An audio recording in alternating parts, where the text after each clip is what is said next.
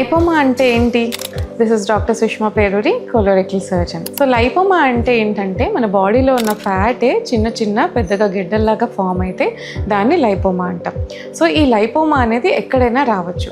కామన్గా చూసేది మన బ్యాక్ మీద కానీ హ్యాండ్స్ మీద కానీ అయినా సబ్క్యూటేనియస్ అంటే స్కిన్ కింద ఫ్యాట్ ఉంటుంది కాబట్టి అక్కడి నుంచి ఎక్కువగా వస్తుంది. కానీ మన బాడీలో ఏ రీజియన్లో ఫ్యాట్ ఉన్నా సరే ఈ లైపోమాస్ అనేవి ఎక్కువ చూస్తుంటాం. అంటే మన ఇంటెస్టైన్స్లో రావచ్చు, మన ఐస్లో రావచ్చు, ఎక్కడ ఫ్యాట్ ఉంటే అక్కడ ఈ లైపోమాస్ అనేవి రావచ్చు అనమాట. సో ఇవి జనరల్గా చిన్న చిన్న పెయిన్లెస్ స్వెల్లింగ్స్ లాగా బాడీ మీద వస్తూ ఉంటాయి. సో వీటి వల్ల మనకి ఏ విధమైన ప్రమాదం ఉండదు.